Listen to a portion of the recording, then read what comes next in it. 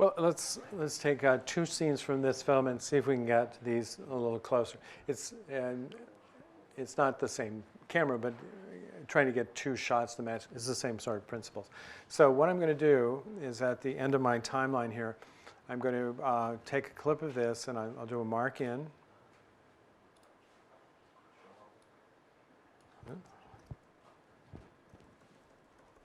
And take a few frames of that, and I'll mark out. And I'll add that clip. This is the ungraded correction. Well,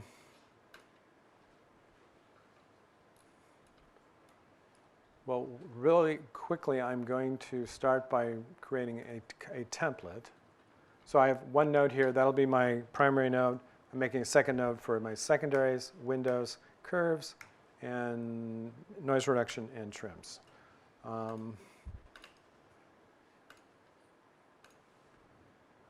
Node 1 is primary correction.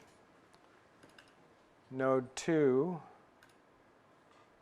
is secondary. I start with multiple tools so that they're all sort of independent so that I can make changes quickly. Window, and then I'm going to have a curve editor. And I have one for noise reduction. And if I have to do some focusing, I might have one called focus. Okay, primary.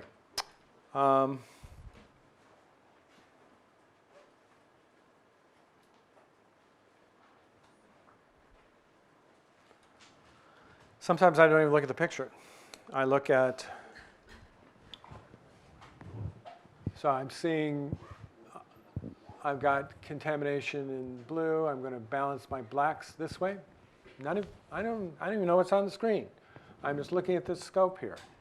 And I'm leveling these blacks. So I use the wheels. I've got them centered. Now I'm going to bring down their level.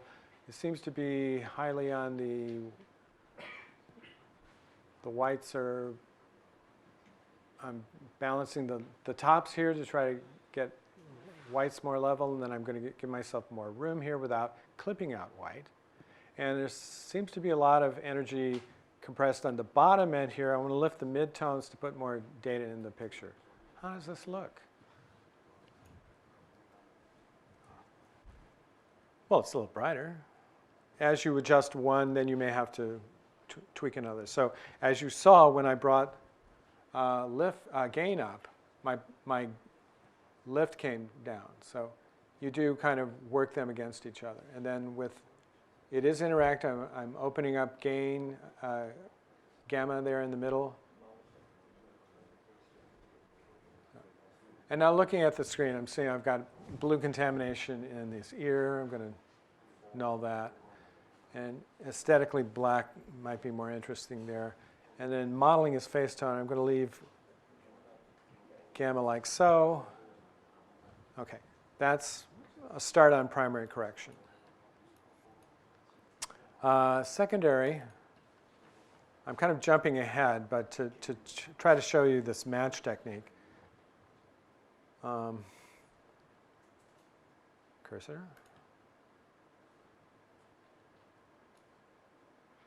All right, the secondary is this arrow key, and the eyedropper is selecting those reds. Tell you what, let's first of all, we're trying to make the two shots work as a primary correction. I'll cancel what I did there. I also want to preserve this template I made here. I'm storing it in 1. I'll store it in 2 because I've got a grade there. I'm nulling the grade in 1, and now storing in 1, and also storing a still. I'm going to label the still template, so that when I'm on another shot, I can quickly apply the template. Or I can even put that template on my entire timeline. So the whole timeline can get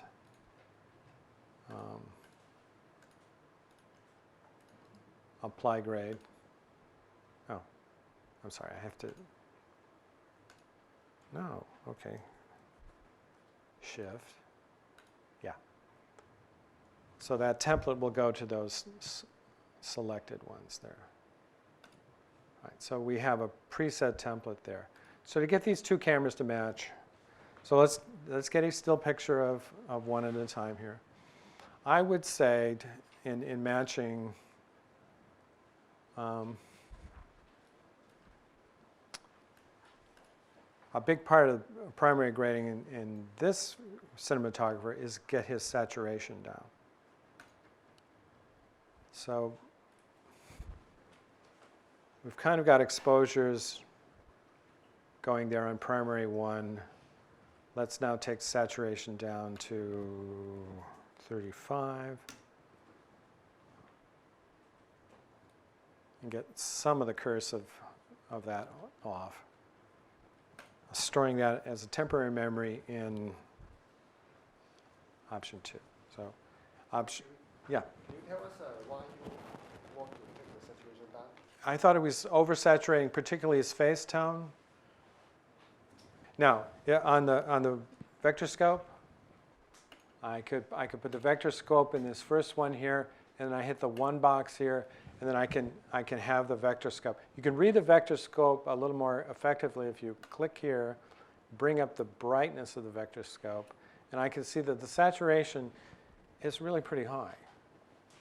Here's red, and we're out, pretty far there. Now, my grade there is I'm cutting that down quite a bit. I may, after I've done a few adjustments, apply a saturation downstream after I get his face model a little better.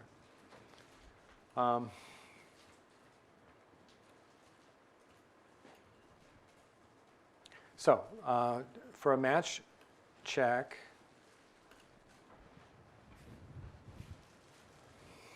I take a still, Option Command G, and the still, those notes for that you can get up here in these menus here. At some point, it might be useful to get a printout screen of all these submenus. So that, I don't think the manual does that, but you could see in a quick reference where all these presets are. Or if you've got this board, you do hit grab still. But I think more importantly, you need to know how to use it by keys. So Option Command G, I took a still. Now to play it is Option Command F, and I go to the next still, and I have a split screen. Option W allows me to flip the sides of that, and then I can slide here, or this track. That's what this lever, this expensive lever does. Is that. Now, one thing I could do is I could just immediately start with this. See how this grade has my template in. I could simply hit the plus key here, and that gives me a copy of the grade before as sort of a starting point. Or I could start with my template, work in the primary node first, and then using the scopes, I'll put up my parade scope first. And I might see how I'm leveling off the top there to try to make a match for brightness. And then I'm lifting lift or shadows to try to match the shadows. So we're changing screen right here. His jacket color is matching more of screen left now. This is the mids. The gamma control, you can kind of find a measurement there. And then the white levels matching accordingly. To really get these to match, I would get into secondaries, and there's a lot more. I'm getting kind of ahead of my lesson, but the idea of using secondaries to match here too. So on the secondary one, I would sample the skin tone.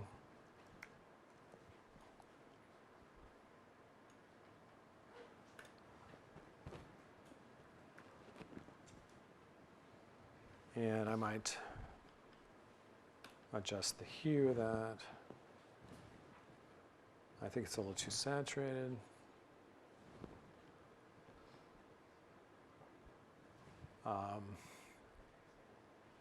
It has that coarseness. We talked about on 2 here using the mid-tone detail. We can smooth out Joseph on the right a little bit that way.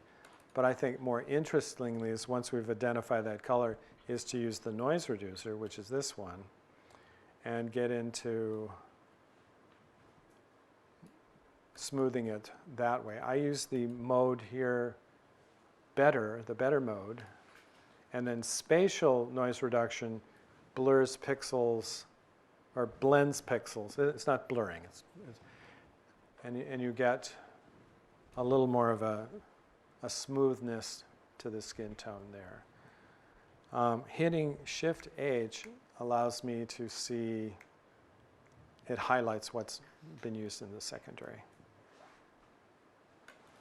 And then I would go back and forth, and then I maybe go to this one, and I'll do a secondary.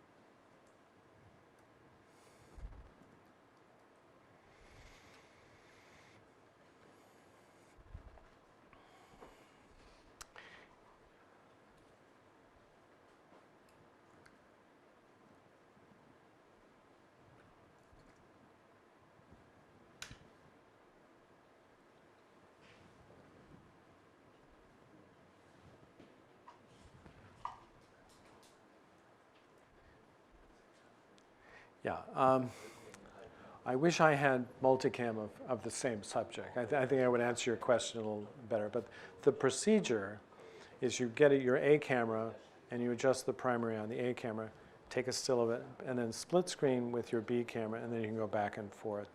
But as far as hitting any automatic corrections between the two, there aren't any. You're going to have to inspect them, left and right screen, and get blacks to level, whites to level, mids to adjust, and then get into subtle hue control. And I want to make sure I've given you enough of an example of how to use this application so we can get you working. This secondary thing I was about to do, that's really a different lesson. So I want to impart the idea of using memories. Are you getting the idea of you can store your corrections and the other ways that you can store it? One is to store it as a temporary memory at the top. This is alphabetical, A through Z. And stills are another source. So you have the gallery and the memories. The gallery are stills. The memories are up here. And your color correction itself, the grade is stored clip by clip. Gary, yes? you have so many different nodes. Do you combine it later, or over there when you made one for shape, one for color? These are all different corrections, right? They're all individual. Right, and then would you pick? Is that just to pick a favorite and then sort of? Well, one reason why I have like separate nodes is if I liked the secondary color correction of one, I could copy just that node with an Apple C, and then when I come to another place, I could just change that one parameter with a copy and paste. Oh, okay, but you can't combine all the different things Not as a single.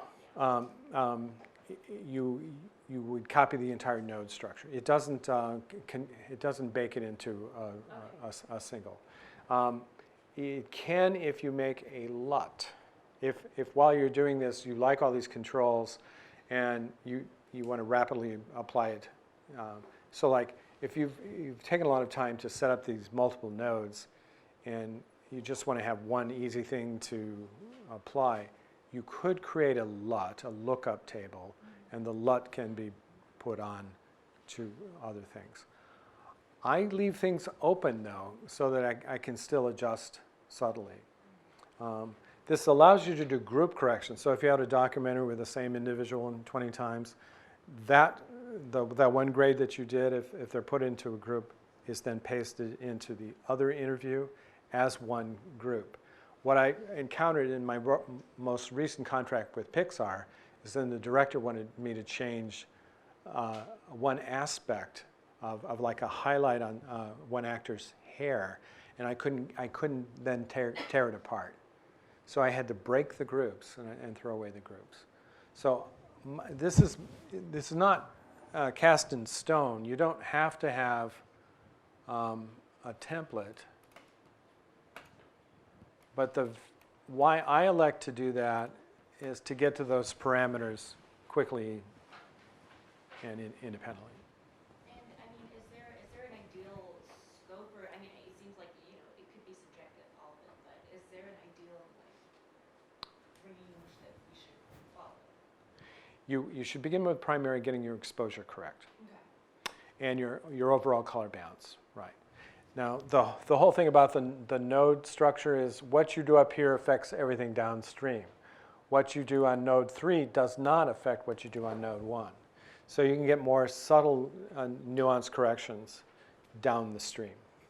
So your big basic work,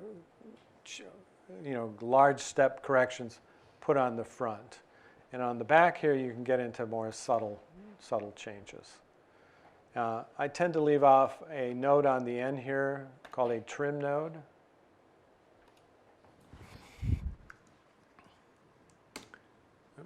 And what that is for is when I'm working with a filmmaker to review their work, they can say, I want to see the whole thing 5% more saturated.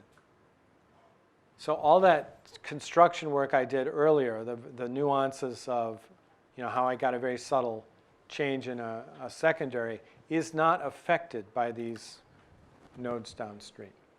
No.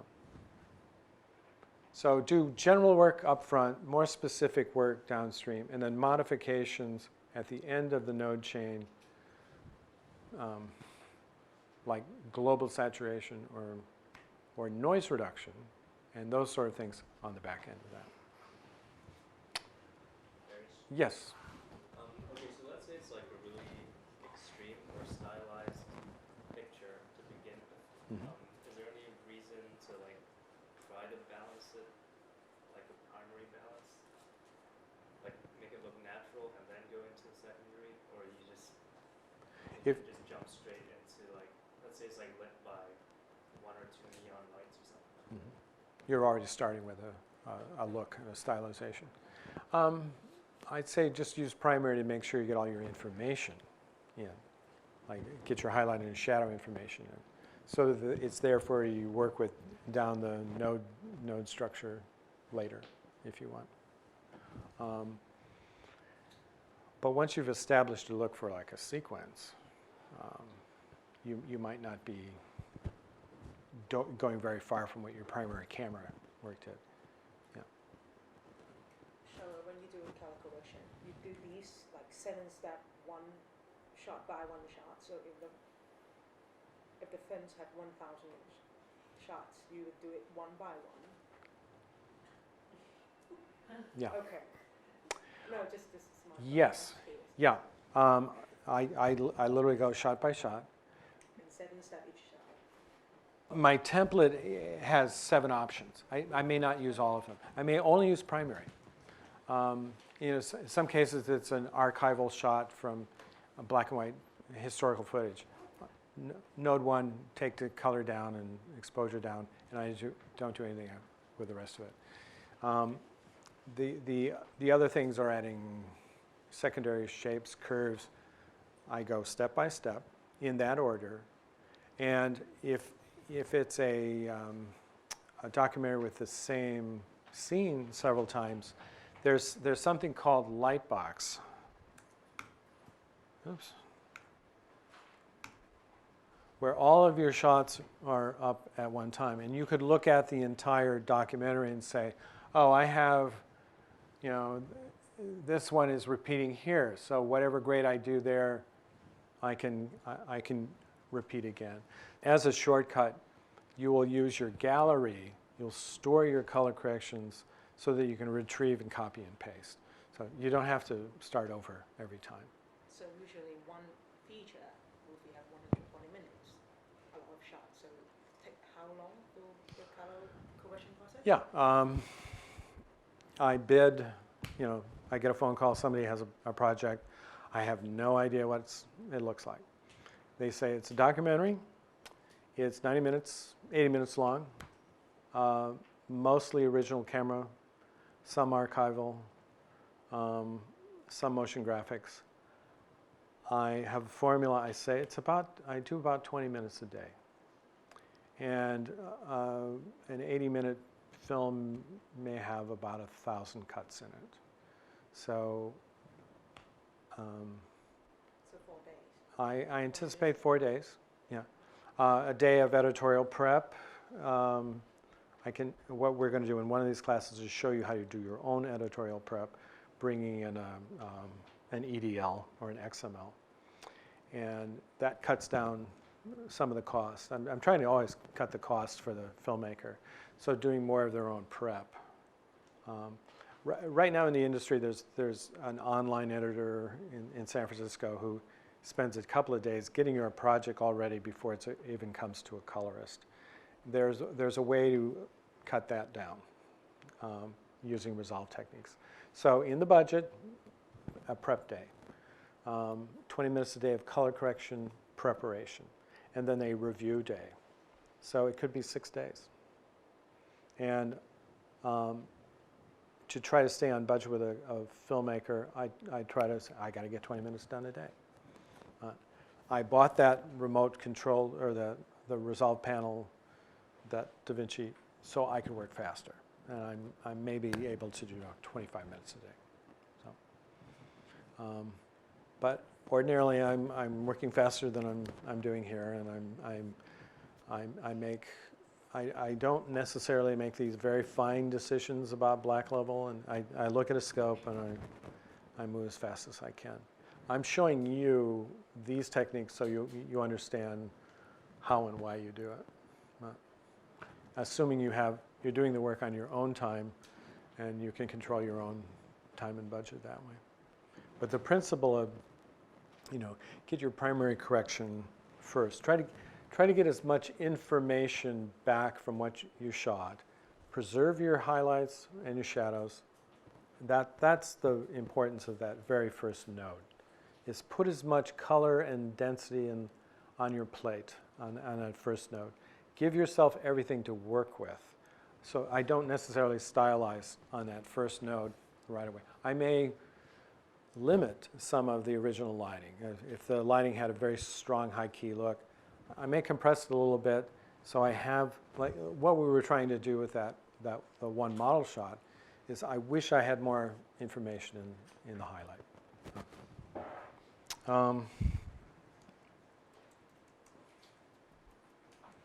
Where would that go? There it is.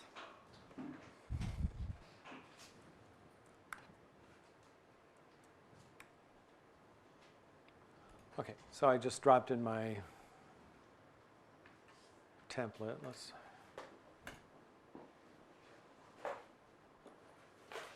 So I started there, just real quickly. It was a red file. I haven't adjusted. I might use the scopes. Just to get going, bring down the blacks. Bring down the highlight to have information. Put the gamma up in the middle to have a little more data to work with. I'm looking on the screen to make sure there's shadow detail here and in here. And I haven't crushed here, so I have something to work with. Is that any? I'm toggling on and off. Yeah. Show the color view so that you can see the data change. Yes. Move the scopes. Looking at scopes. Click on the primary to start. You can use wheels or bars. If you in primary bars, you still have in effect. You can bring down YRGB together. So I'm sliding with the mouse to about there. I'm going to eyeball the scope. I'm going to bring my scope up. I'm just changing the blue level there.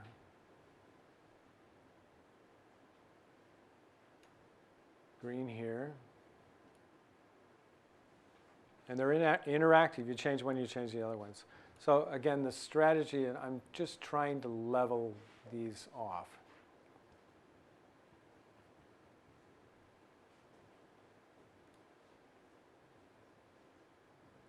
Okay, now white is clipped. I want to, if I can recover more white detail, I could bring gain down. And I'm seeing just a little more modulation. Alternatively, I could cancel what I just did there and go to the highlight control, and only the highlight will come down. That's a little more subtle, and I haven't changed my mids. The mids don't change quite as much. Then I go to gamma, and I try to stretch up the gamma correction. Now, as I've lifted that up, the blacks came back up. I see that my red is a little high. And now I want to bring the aluminums back. So it's interactive. You do one thing in one control, and then your shadow came down, your mid came down. And so you have to spin the three plates interactively.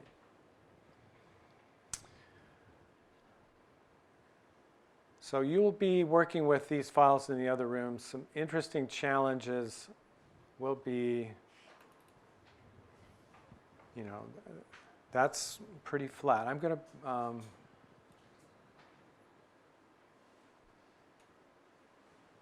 try in the other room using the log controls. So select clip and try red log and see if that opens things up for you. Or don't. I mean, you don't have to use red log. Well, the thing, Gary, you have to explain to them the red has so much more information. So the ordinary DSR Yeah. and C300, If you shot raw with, you get a little more. It isn't quite the same range. But for the most part, you don't use red cameras. So don't worry so much about that. Just try to get into just the principles of exposure correction. So, sorry, Gary. Yeah. We were just kind of like discussing because most of us can't afford a red. Yeah. So we'll be shooting with our DSLR. Can we still do the same thing? Well, you can't use the log controls, but if you are using the DSLR, what's more interesting with the DSLR is the curve editor. Let's show you the curve editor.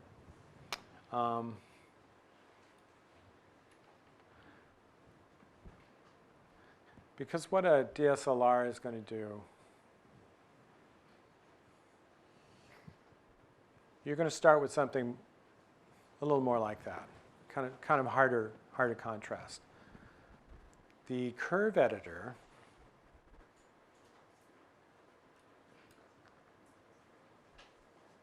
Okay, once again, I'm going to put my template up there because I have the curve editor out as a separate one.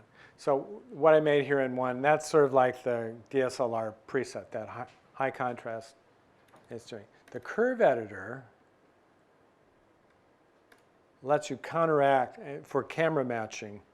You may want to bend the curve a little bit this way, and bring your shadow gamma up this way, and your highlight gamma down this way a little bit. And that gives you a little more of a counteraction of the built-in contrast. I'm putting up another still. No,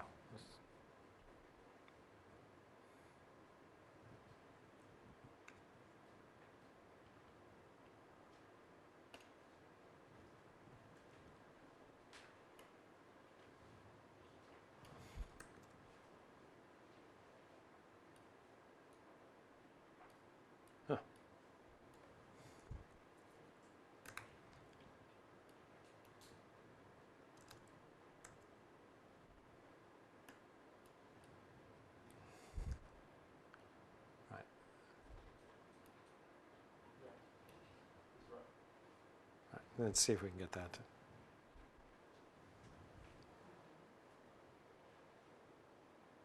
So what that's going to do is give you a little more stretch. You see the wipe? So left screen is the curve edit opening up more of the DSLR, making DSLR more like what a Canon camera might do. So this in camera matching is one technique, is to get the contrast curve of one camera more like the other. Very often if you've got DSLRs or GoPros, they have a built-in contrast that has to be counteracted to match other cameras. The curve editor is best for that. Or in the primary, going to the primary control here, page 2, the shadow and the highlight is another place where you might stretch a little more shadow detail out. When you get these files, don't think of them as red files. Think of them as, okay, it could have been shot with a Sony, and then work with the controls in the other room and try to fix exposures and things like that. So when you see something like this come up, experiment and see what lowering the highlight does. Do you get more information as you do that? Does the curve editor do that differently? When you bring down the curve editor there, you're getting kind of more of a range of whites than when you simply brought down gain. So here is the primary correction. I'm going to take a still. This is raw. We have no grade on this one. If I lift gain down, bring gain down, and I'm going to take a still picture of that. And now I'm going to cancel what I just did. Now I'm going to go to the curve editor, and I'm taking the high point of the curve editor and bringing it down this way. Now I'm going to play the still, and I'm going to wipe. You see the difference in the dynamics of, like, screen left was just bringing down gain in primary. Screen right is the gamma curve, giving you more dynamic changes in the top. And it's really all just exploration. I mean, intuitively, as you use this in time, you're going to think, I think the curve editor will do that better. What I really like the curve editor for is getting modeling back in faces. So a very hard video, if you shot against a background and the face is just too washed out, the curve editor starts to get modulation. You get cheekbone values come back. Great with skies too, because skies there's several f-stops brighter in exposure. Curve editor is better for that. Let's see the difference with the highlight control on that. Let's save this memory here.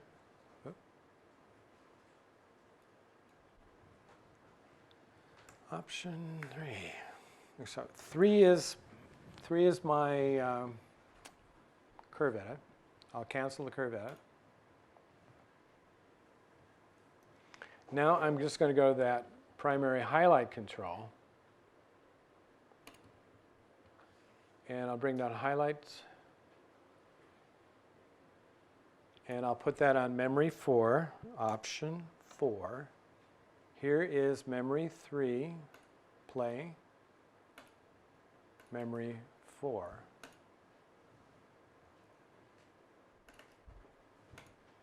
Three, 4.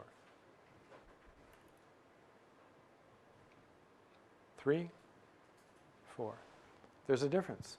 I think the curve editor gives you more of a response than even the highlight control.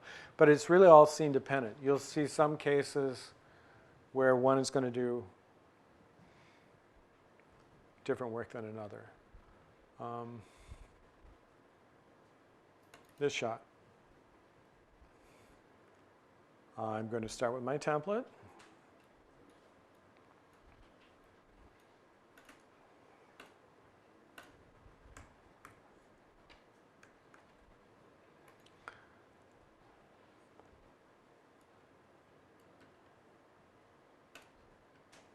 Okay.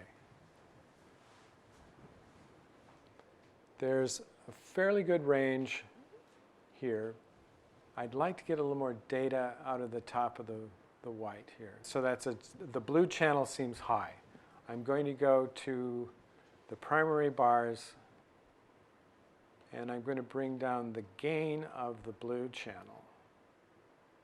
And so now just by stretching that, I get see how it's clipped out? It just gets a little choppy there.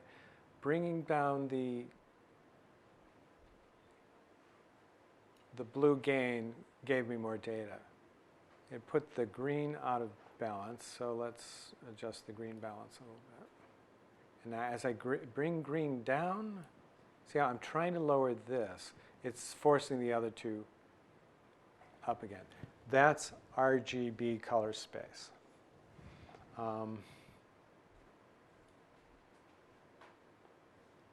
You can also independently change those on the curve editor.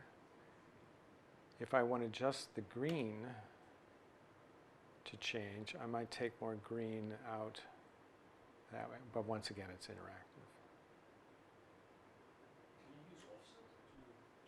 You can do offsets, yes. Let's see what offsets does. So let's null the grade.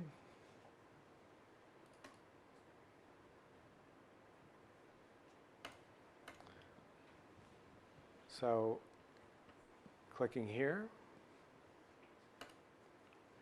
So let's take blue offset down.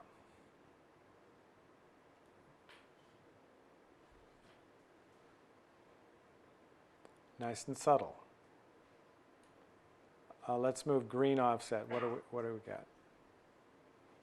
Now that's working independently. We're not altering the red and the blue channel. That's a little nicer.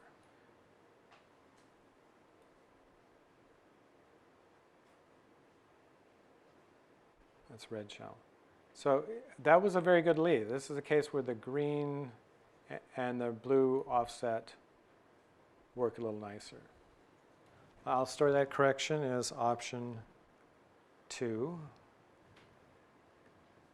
And I'll reset the node. What happens when we do the primary wheels?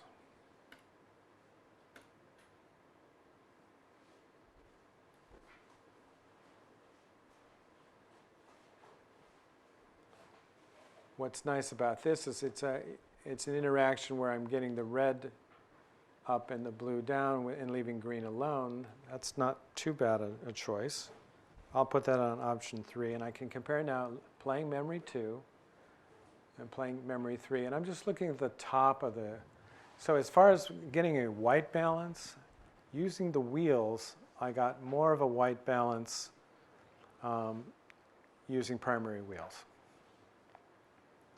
Primary 2 is more of a gray. That's an interesting style. It connotes coldness and the animals in more distress, that might be more correct technically as the whites match better. And then it's elective how much density you want to put in here. As you bring lift down, you'll get more data in.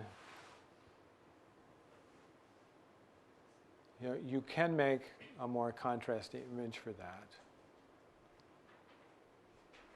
So lift is bringing shadow down, and now you might want to bring gain back up to add more contrast.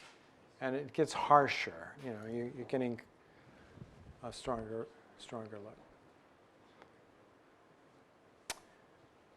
look. Another function of the curve editor is something called soft clip. That's over here, soft clip. So if you're, for example, in the scene that had the woman with the lights overhead, if you just want to get the whites down or soften them a little bit, the soft clip highlight, watch this area here. It's the oversaturated reds. The soft clip will kind of smooth that down.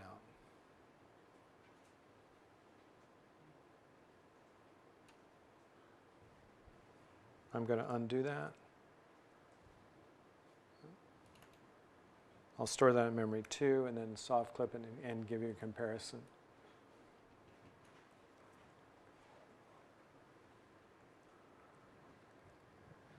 It's pretty subtle. It's mostly appearing right about here. You're seeing the whites come down a little bit. So that's a little more nuanced. Now let's put the curve editor on it and see if we get a little more data out of the highlight. That can be interesting. You can, if you have dark subjects, you might curve edit the shadow only. A big step here, you'll get very brighter face tones in some cases. And when we get into stylized looks, we'll use the curve editor in independent RGB challenges. To do this with 8-bit footage, 420, it will break, right? Pretty quick. Because that's actually your question. Is there no one that has raw footage, or at least maybe 422? That would be great. But if you have a clip that's like 8-bit, You're going to be very limited. Yeah, so you have to be very careful with what kind of corrections you do. Yes, and you can't push it too far. So probably just primary correction is going to work. When we get into secondaries with 8-bit, that's often where things fall apart, because what you will see are edges. Like if we did a skin tone correction and we just sampled the skin tone in 8-bit, secondary is essentially a chroma key. And the edges of the key serrate. They look like the edge of a knife. So 10 bits, you have more, you have 0 to 1034, you've got more steps of transition. So Can we do an exercise with that too? Because I think some of us some of you have that camera. you have to work with 8-bit. When does it break? Yeah. Show what that means. I don't know that I have any 8-bit in my sample file here. Do you have 8-bit in your? We can do the same thing with 422, I guess. 10-bit will break as well. Because this is Well, we're processing at a floating point here. So we're starting with 10-bit. That's our limit to start with. But our process is floating point. 10-bit 422, actually holds up pretty well. I can bring some 8-bit in tomorrow. 8-bit we can break. Yeah. That file with the fellow with the red face, I think I got some 8-bit in there. I think we can shoot some DSL at the lunch for you. That for would- the degree. That'd be fine. Yeah.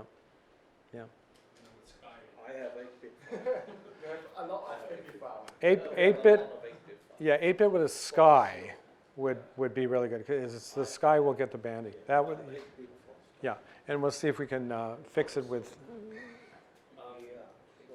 actually, just curious, like, what bit, I mean, how many 16-bit. Okay, but it's still indicating like 10-bit in the scopes. Is that related, or are they different?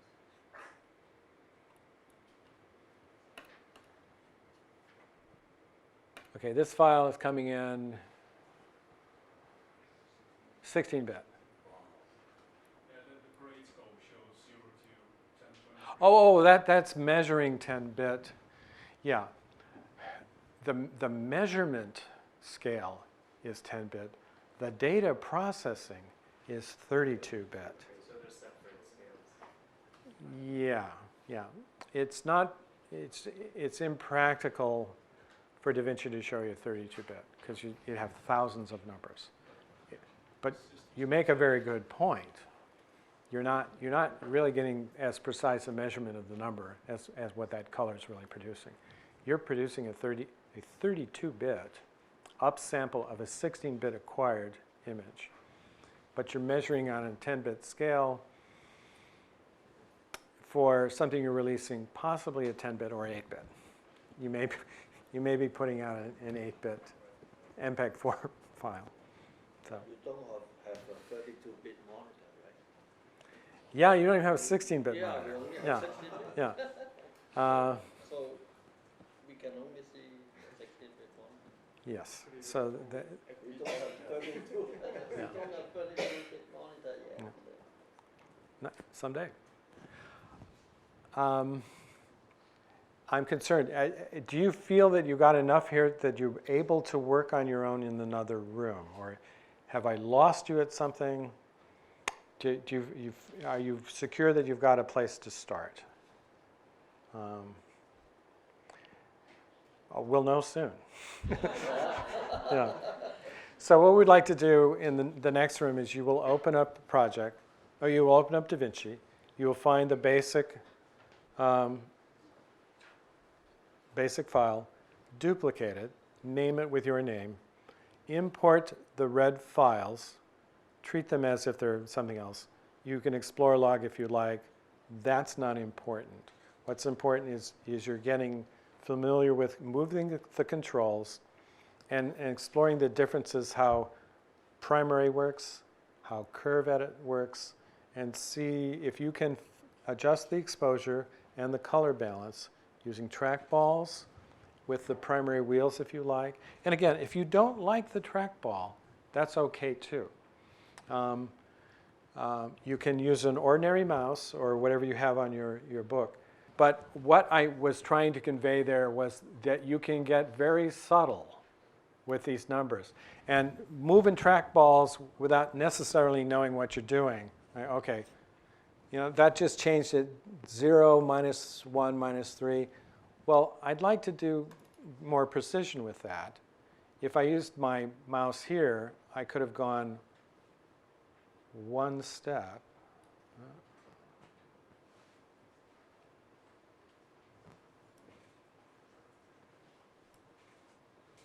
Too subtle. So that's like 1 degree, 1 point. That's what I want, that sort of control. And then what we found out in our initial exploration using the eyedropper on the black chip, it was actually offset that was the most subtle control. We could get sub-values. We could get finer than 1 point. So explore the differences in how those work. One of you at one time had suggested using the offset on that C clip, and that got a very nice result. So it's not set in stone which tools you use. There is an intuitive process. In principle, using primary first with the wheels and the YRGB color space is one way to get your result. But you may find a curve editor does it, an offset does it, and explore and get your results. Did you understand how to copy memories? What I was doing copying memories. Here's where you find it. Under color, memories, it tells you how to save a memory or load a memory. I don't think I conveyed how you can make still, wipe with a still. So load memory stores it into the memory. So, or rather, no, I'm sorry, it applies it. Save memory is option 1. So this is empty. Let's save this memory here. There's no grade on this one. Okay, so first of all, I will reset this node so there's no grade. I'm clicking on the node. I'm hitting reset. There's no icons under that.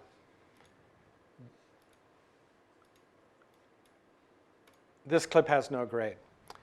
Option 1 saves a memory. Command 1 applies the memory. I'm going to put a grade there.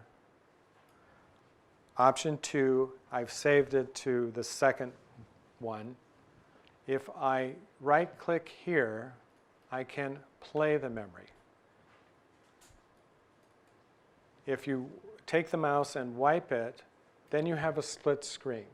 So you can compare your two corrections, wiping.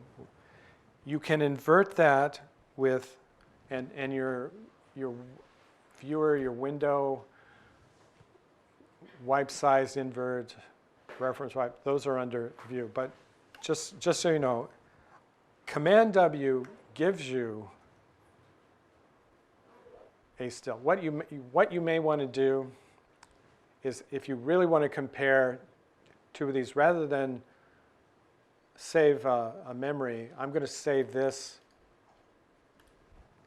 Option Command G, I've saved it as a still in the gallery. I can then play the still. I can go back to one here, apply the grade, and then I have, in this room, a white bar, or here, you can drag it.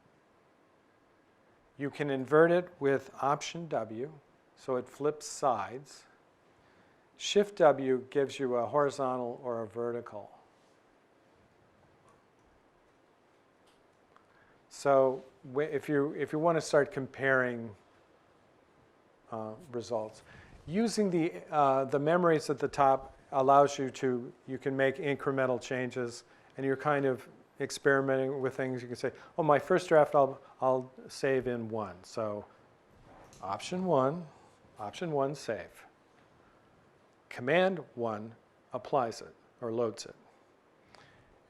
Use the split screen, use the memory, start building modifications, and then come to a decision on something you like.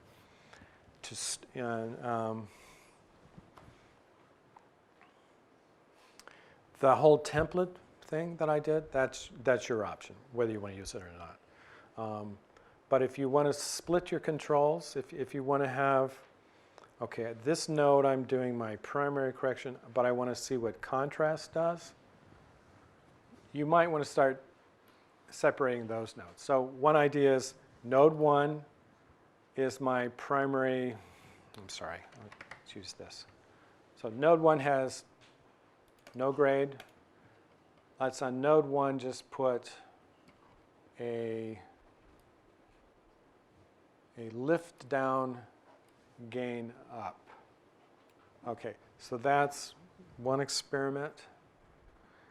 Option D turns off the grade. Option D off, Option D on. So I've got maybe this contrasty look I want to work with.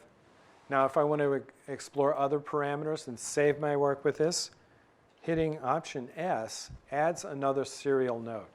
This node structure is called serial. There's another way to bring this up under Node, Add Serial Node. On this node, I might want to experiment with taking the saturation down.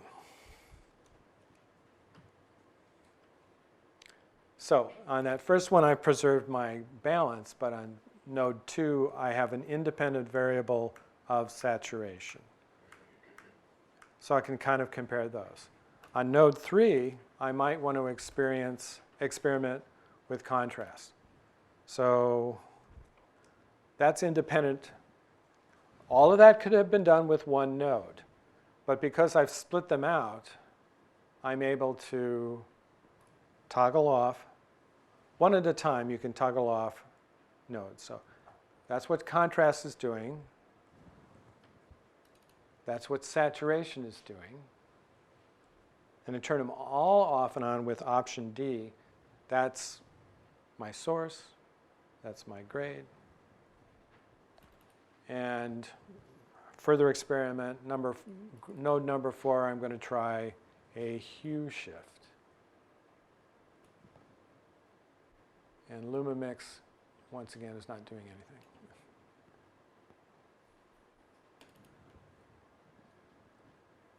So that's like one way to work up a draft. You can, and again, what I did there with the hue shift, that did not affect what happened in 1. What I did in 3 did not affect 1, what I did in 2. So that was held constant. 2 is a concatenation of what I did in 1 and 2.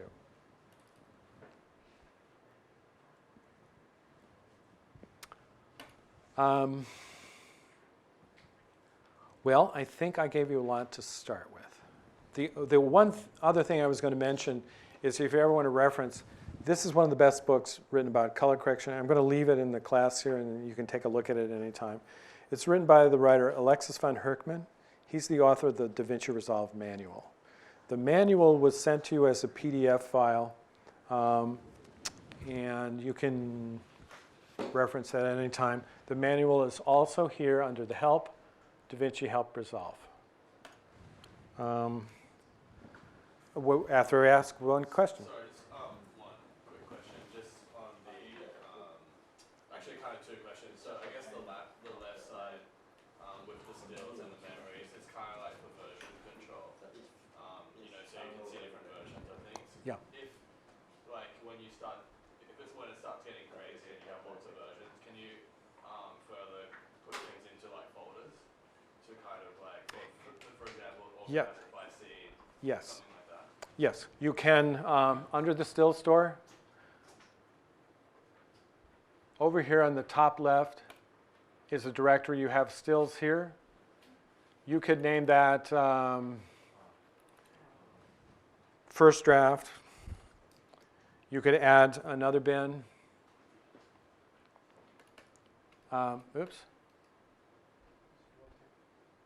Add still album. And then you could then put those folders. And you can drag your gallery. Oops.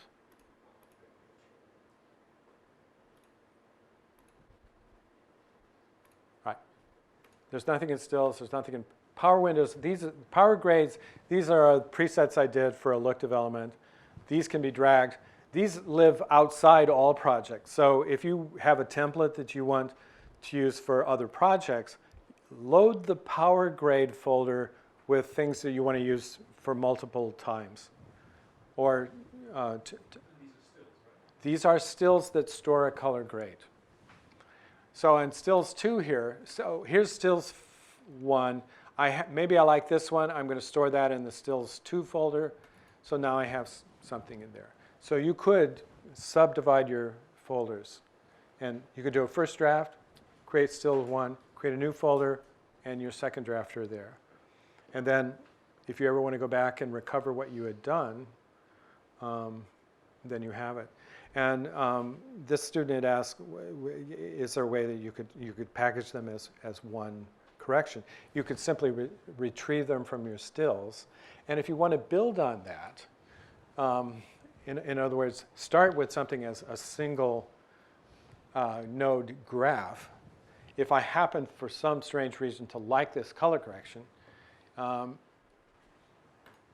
but I wanted to add something from the other one, I can then append the node graph by, so I preserve those 4. Append node graph attaches the other one. You could get multiple node graphs attached to each other. And to you again. Sorry, yeah, the second part of the question was, it kind of, like, the right side works kind of like layers, like in Photoshop. Exactly. Kind of like so you can compartmentalize the edits. But one thing I noticed was like I wonder if there's any significance when you pull the node to the second level, like you created a trim node, which you said was the second part of your stage of your edit. Is it kind of like, is that a further layer, or is it just so you can see it all in one, in that square there? In this case, they're not a layer, it's a line. Okay. The node is a linear structure. It's a concatenation. There is a way to get a layer, and that's called a parallel. And so a parallel node would be working, you would have the whole line of things, and then if you decided, well, I'd like to mix a black and white look on top of that. That's the kind of stuff I was going to give you on day 3, but there's a way to get a second layer. Yeah. Good questions. And one more question? Yeah, basic. Just wonder, what's the importance of doing the pure back you just do before, the back balance? Because I used to do white balance first, but I don't have the concept using the adjusting the back balance.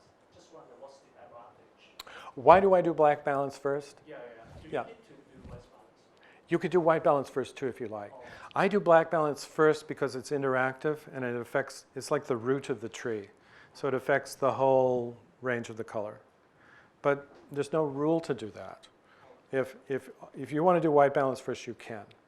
But my strategy is I start with black balance, get my blacks clean as black influences the rest of the color structure. The other colors are built on that. I do black first, then I do white.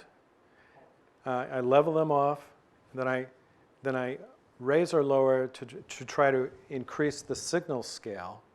And once I've stretched out and conserve data at the top and the bottom, then I move the middle up and down to try to get model light a little better, and that's gamma control.